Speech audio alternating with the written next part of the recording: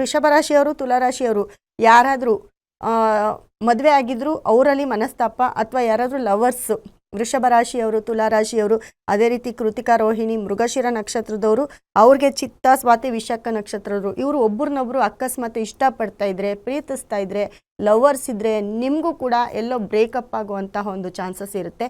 Breakup ಆಗೋದು ಅಂತ ಅಂದರೆ ಹೇಗೆ ಅಂದರೆ ಮಿಸ್ಅಂಡರ್ಸ್ಟ್ಯಾಂಡಿಂಗ್ ಅಂದರೆ ಇವಾಗೆಲ್ಲ ನಾವು ನೋಡ್ತಾ ಇದ್ದೀವಿ, ಒನ್ ವೇಲಿ ಇರ್ತಾರೆ, ಇಲ್ಲಿ ಗೊತ್ತಿಲ್ದಿರ 2 ವೇನಲ್ಲಿ 2-3 ಜನ ಇರ್ತಾರೆ. ಇದು ಹುಡುಗನಿಗೂ ಆಗಿರ್ಬೋದು, ಹುಡುಗಿಗೂ ಆಗಿರ್ಬೋದು. ಈ ಥರ ವಿಷಯಗಳು ಗೊತ್ತಾಗುತ್ತೆ. ಇವು ಕೂಡ ಸೀಕ್ರೆಟ್ ವಿಷಯಗಳಲ್ವಾ, 8ನೇ ಮನೆಗೆ ರಿಲೇಟೆಡ್ ಆಗುತ್ತೆ. ಈ ಸೀಕ್ರೆಟ್ ವಿಷಯಗಳೆಲ್ಲ ಗೊತ್ತಾದಾಗ ಮನಸ್ಥಿತಿ ಕೆಡುತ್ತೆ. ಅದು ಹುಡುಗ ಆಗಿರ್ಬೋದು, ಹುಡುಗಿ ಆಗಿರ್ಬೋದು. ಮನಸ್ಥಿತಿ ಕೆಟ್ಟಾಗ ತುಂಬ ಇಷ್ಟಪಡೋರಿಗೆ ಮನಸ್ಥಿತಿ ಕೆಟ್ಟಾಗ ಏನಾಗುತ್ತೆ, ಏನೋ ಒಂದು ಬೇಡ ನನಗೆ ಎಲ್ಲೋ ಹೊಟ್ಟೋಗ್ಬಿಡೋಣ, ಸೂಸೈಡ್ ಮಾಡ್ಕೊಳ್ಳೋಣ, ಈ ಥರ ಅಂದರೆ ಮನಸ್ಸು ಚಂಚಲ ಆಗೋದು. ಅದು ತುಂಬ ನೋವಲ್ಲಿದ್ದಾಗ ಆ ನೋವು ಏನು ಬೇಕಾದರೂ ಮಾಡಿಸುತ್ತೆ. ಅದಕ್ಕೆ ಗ್ರಹಗಳು ಕೂಡ ಇಂಪಾರ್ಟೆಂಟ್ ಆಗಿರುತ್ತೆ.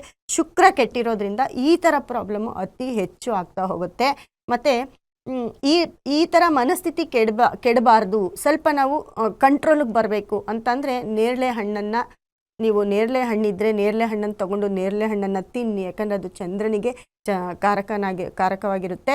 ಅದೇ ರೀತಿ ನೇರಳೆ ಮರವನ್ನು ಸ್ವಲ್ಪ ಹೊತ್ತು ಮುಟ್ಟಿ ಅದರ ಎಲೆ ತೊಗೊಂಡು ಬನ್ನಿ. ಅದರ ಎಲೆ ತೊಗೊಂಡು ಬಂದು ನಿಮ್ಮ ಬೆಡ್ರೂಮಲ್ಲಿ ಇಟ್ಕೊಳ್ಳಿ, ನೀವಿರೋ ಜಾಗದಲ್ಲಿ ಇಟ್ಕೊಳ್ಳಿ, ನಿಮ್ಮ ಪರ್ಸಲ್ಲಿ ಇಟ್ಕೊಳ್ಳಿ. ಅದು ಎಲ್ಲೋ ಒಂದು ಕಡೆ ಆ ಮನಸ್ಸನ್ನು ಕಂಟ್ರೋಲ್ ಮಾಡುತ್ತೆ. ತುಂಬ ಅಂದರೆ ಒಳ್ಳೆಯದಾಗುತ್ತೆ. ಹಂಗಂತ ಪ್ರಾಬ್ಲಮ್ಮು ಬಗೆಹರಿಯಲ್ಲ, ಇದು ಮಾತ್ರ ಖಂಡಿತ. ನೇರಳೆ ಹಣ್ಣಿನ ಮರದ ಹತ್ರನೇ ಹೋಗಿ ಕೂತ್ಕೊಬಿಡೋದು, ನೇರಳೆ ಹಣ್ಣಿನ ಮರದ ಹತ್ರನೇ ಹೋಗಿ ಮಲ್ಕೊಂಡ್ಬಿಟ್ರೆ ನಮ್ಮ ಪ್ರಾಬ್ಲಮ್ಮು ಸಾಲ್ವ್ ಆಗಲ್ಲ. ಸೊ ಅಂತ ಇದ್ಮೇಲೆ ಅದು ಹಾಗೆ ಆಗುತ್ತೆ. ಅದಕ್ಕೊಂದು ಚಿಕ್ಕ ಪರಿಹಾರ ಅಂದ್ರೆ ನಮ್ಮ ಮನಸ್ಸನ್ನ ಕಂಟ್ರೋಲ್ ಮಾಡ್ಕೊಳ್ಳೋದಕ್ಕೆ. ಮತ್ತೆ ನೋಡಿ, ಯಾರೆಲ್ಲ ವೃಷಭ ರಾಶಿ ಇರ್ತೀರಾ ಅವರು ಈ ಚಂದ್ರನಿಗೆ ಸಂಬಂಧಪಟ್ಟಂತಹ ಒಂದು ಸ್ಟೋನು, ಒಂದು ಬ್ರೇಸ್ಲೆಟ್ನ ನೀವು ಹಾಕ್ಕೊಳ್ಬೇಕಾಗತ್ತೆ. ಜೊತೆಗೆ ಸೂರ್ಯ ಮತ್ತು ಶುಕ್ರನು ಕೆಟ್ಟಿರೋದ್ರಿಂದ, ಶುಕ್ರನಿಗೆ ಸಂಬಂಧಪಟ್ಟಿರೋ ರಾಶಿಯಾಧಿಪತಿ ಶುಕ್ರನೇ ಆಗಿರೋದ್ರಿಂದ ಅವನನ್ನು ನೀವು ಆ್ಯಕ್ಟಿವೇಟ್ ಮಾಡ್ಕೊಳ್ಬೇಕಾಗುತ್ತೆ. ಆ್ಯಕ್ಟಿವೇಟ್ ಮಾಡ್ಕೊಳ್ಳೋದು ಅಂತಂದರೆ ಆ ಒಂದು ಸ್ಟೋನು, ಒಂದು ಬ್ರೇಸ್ಲೆಟ್ನ ಯೂಸ್ ಮಾಡಿದ್ರೆ ಎಲ್ಲೋ ಒಂದು ಕಡೆ ನಿಮಗೆ ತುಲಾರಾಶಿಯವ್ರಿಗಾಗಿರ್ಬೋದು, ವೃಷಭ, ಯಾಕಂದರೆ ಎರಡೂ ರಾಶಿಗೆ ಶುಕ್ರನೇ ಅಧಿಪತಿ ಆಗಿರೋದ್ರಿಂದ ಎರಡೂ ರಾಶಿಯವರು ಶುಕ್ರನನ್ನು ಅತಿ ಹೆಚ್ಚು ಆರಾಧಿಸ್ಬೇಕಾಗುತ್ತೆ. ವಿಷ್ಣು ಟೆಂಪಲ್ಗೆ ಹೋಗಬೇಕಾಗುತ್ತೆ, ವಿಷ್ಣು ದೇವ್ರನ್ನ ಆರಾಧಿಸ್ಬೇಕಾಗುತ್ತೆ.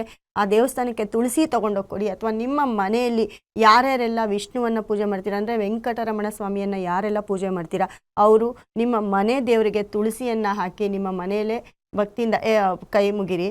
ಈ ಜಗಳಗಳು ಇವು ಎಲ್ಲ ಆಗಬೇಕಾದ್ರೆ ದೇವರು ನೆನಪು ಬರಲ್ಲ. ಅವರವರ ಪ್ರಾಬ್ಲಮೇ ಅವರಿಗೆ ಜಾಸ್ತಿ ಆಗಿರುತ್ತೆ. ಮುಂದಕ್ಕೆ ಏನು ಮಾಡೋದು, ಅಯ್ಯೋ ಹಿಂಗೆ ಸಿಕ್ಕಾಕೊಳ್ತಾ ಇದ್ದೀನಿ, ಹಿಂಗೆ ಆಗ್ಬಿಟ್ಟಿದೆ, ಇದು ಬಂದು ನನ್ನ ತಲೆ ಮೇಲೆ ಕೂತ್ಕೊಬಿಟ್ಟಿದೆ, ಇದಕ್ಕೇನು ಮಾಡೋದು ಅನ್ನೋ ಇದರಲ್ಲಿ ದೇವ್ರನ್ನೂ ಕೂಡ ಮರ್ತಿರ್ತೀರ, ನಿಮ್ಮ ಮನೇನೂ ಕೂಡ ಮರ್ತು ಬಿಟ್ಟಿರ್ತೀರ. ಸೊ ನಿಮ್ಮ ಮನೆಯಲ್ಲಿರೋ ದೇವ್ರನ್ನೇ ಪೂಜೆ ಮಾಡಿ ಒಳ್ಳೆಯದಾಗುತ್ತೆ. ಆದರೆ ಪರಿಹಾರ ಮಾಡ್ಕೊಳ್ಳೇಬೇಕಾಗುತ್ತೆ. 26ನೇ ತಾರೀಕುವರೆಗೂ ಎಲ್ಲೂ ಮಾತಾಡ್ದಿರ ಬಾಯಿ ಮುಚ್ಕೊಂಡಿದ್ರೆ ಚೆನ್ನಾಗಿರುತ್ತೆ ನನ್ನ ಪ್ರಕಾರ. ಯಾಕಂದರೆ ಮಾತಿರಲಿ ಬಿಡಲಿ ಹೇಳ್ದೆ ಫ್ರೆಂಡ್ಸ್ ಜೊತೆ ಮನಸ್ತಾಪ ಏನಾಗಿರುತ್ತೆ ಅದೆಲ್ಲವೂ ಕೂಡ ಸ್ವಲ್ಪ ನಿಮ್ಮನ್ನು ಎಲ್ಲೋ ಒಂದು ಕಡೆ ಕಟ್ ಆಫ್ ಮಾಡುತ್ತೆ, ಎಲ್ಲೋ ಒಂದು ಕಡೆ ಸಿಕ್ಕಾಕ್ಸುತ್ತೆ. ಸಿಕ್ಕಾಕೊಳ್ಳೋ ಪ್ರೋಗ್ರಾಮು ಜಾಸ್ತಿ ಇರುತ್ತೆ. 26ನೇ ತಾರೀಕುವರೆಗೂ 26-27ನೇ ತಾರೀಕುವರೆಗೂ ವೃಷಭ ರಾಶಿಯವರಿಗೆ ಸಿಕ್ಕಾಕೊಳ್ಳೋ ಪ್ರೋಗ್ರಾಮು ತುಂಬ ಇರುತ್ತೆ.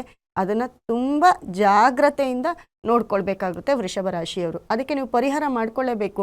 ಒಂದರಲ್ಲೇ ಅಲ್ಲ, ಬಿಸ್ನೆಸ್ ಲಾಕ್ ಆಗ್ಬೋದು, ವೈಯಕ್ತಿಕ ಇದರಲ್ಲಿ ಲಾಕ್ ಆಗ್ಬೋದು, ಕೋರ್ಟು ಕಚೇರಿ ಇಂಥದ್ರಲ್ಲಿ ಸಿಕ್ಕಾಕೊಳ್ಬೋದು, ದುಡ್ಡನ್ನು ಕಳ್ಕೊಳ್ಬೋದು. ಲೇಡೀಸಿಂದ ಜೆಂಟ್ಸಿಂದ ತುಂಬ ತೊಂದರೆ, ಫ್ರೆಂಡ್ಸಿಂದ ತೊಂದರೆಗಳಾಗ್ತಾ ಇರ್ಬೋದು. ಮನಸ್ತಾಪ ಮೇಯ್ನು, ಮನಸ್ಸು ಸರಿ ಇಲ್ಲ ಅಂತಂದರೆ ಅದು ಏನು ಬೇಕಾದರೂ ಎಲ್ಲಿಗೆ ಬೇಕಾದರೂ ತೊಗೊಂಡೋಗುತ್ತೆ. ಈ ಥರ ಪ್ರಾಬ್ಲಮಲ್ಲಿ ಸಿಕ್ಕಾಕೊಂಡ್ರೆ ಒಂದು ಮನುಷ್ಯ ಎಷ್ಟು ಮಟ್ಟಿಗೆ ಅವನು ಸುಧಾರಿಸ್ಕೊಳಕ್ಕಾಗುತ್ತೆ ಹೇಳಿ. ಹಾಗಾಗಿ ವೃಷಭ ರಾಶಿಯವರು ಖಂಡಿತವಾಗ್ಲೂ ನೀವು ಪರಿಹಾರ ಮಾಡ್ಕೊಳ್ಳಿ. ನಾನು ಇವಾಗ ಹೇಳಿರೋ ಅಂಥ ದೇವ್ರುಗಳನ್ನ ನಿಮ್ಮ ಮನೇಲೇ ಕೂತು ಪೂಜೆ ಮಾಡ್ಬೋದು, ಅಥವಾ ನೀವು ಹೋಗಿ ತಿರುಪತಿಯನ್ನು ವಿಸಿಟ್ ಮಾಡ್ಬೋದು. ಯಾಕಂದರೆ ವಿಷ್ಣು, ಅದೇ ರೀತಿ ನೀವು ಒಂದು ಚಂದ್ರನಿಗೆ ಸಂಬಂಧಪಟ್ಟಂಥ ಒಂದು ಸ್ಟೋನನ್ನು ನೀವು ಮಲಗೋ ಜಾಗದಲ್ಲಿ ನಿಮ್ಮ ಮನೇಲಿ ಇಟ್ಕೊಳ್ಬೇಕು. ಅದು ಮನಸ್ಸನ್ನು ಕಂಟ್ರೋಲ್ ಮಾಡುತ್ತೆ, ಮನಸ್ಸನ್ನು ಹತೋಟಿಗೆ ತರುತ್ತೆ. ಅದೇ ರೀತಿ ಶುಕ್ರ, ಎರಡೂ ರಾಶಿಗೆ ಶುಕ್ರನೇ ಅಧಿಪತಿ ಆಗಿರೋದ್ರಿಂದ ಶುಕ್ರನನ್ನು ತುಂಬ ಆರಾಧಿಸ್ಬೇಕಾಗತ್ತೆ, ಶುಕ್ರನನ್ನು ಆ್ಯಕ್ಟಿವೇಟ್ ಮಾಡ್ಕೊಳ್ಬೇಕಾಗುತ್ತೆ. ಶುಕ್ರನಿಗೆ ಸಂಬಂಧಪಟ್ಟಂತಹ ಸ್ಟೋನ್ ಆಗಲಿ ಬ್ರೇಸ್ಲೆಟ್ ಆಗಲಿ ಖಂಡಿತವಾಗ್ಲೂ ಹಾಕ್ಕೊಳ್ಬೇಕಾಗುತ್ತೆ. ಇದನ್ನು ಹಾಕ್ಕೊಂಡಾಗ ಎಲ್ಲ ಒಂದು ಸ್ವಲ್ಪ ನಿಮ್ಮ ಮನಸ್ಥಿತಿ ಕಂಟ್ರೋಲ್ ಬರುತ್ತೆ. ನಿಮ್ಮ ಪ್ರಾಬ್ಲಮ್ಗೆ ಎಲ್ಲ ಒಂಚೂರು ಒಂದು 50% ನಿಮಗೆ ಅದು ಸ್ವಲ್ಪ ಸಪೋರ್ಟ್ ಮಾಡುತ್ತೆ. ಆದರೆ ಪ್ರಾಬ್ಲಮ್ ಬರೋದಂತೂ ಖಂಡಿತ ನಿಜ. ತುಂಬ ಯಾರನ್ನಾದ್ರೂ ಕಳ್ಕೊಳ್ಳೋವಂಥ ಚಾನ್ಸಸ್ ಕೂಡ ಆಗಿರುತ್ತೆ ವೃಷಭ ರಾಶಿಯವರಿಗೆ.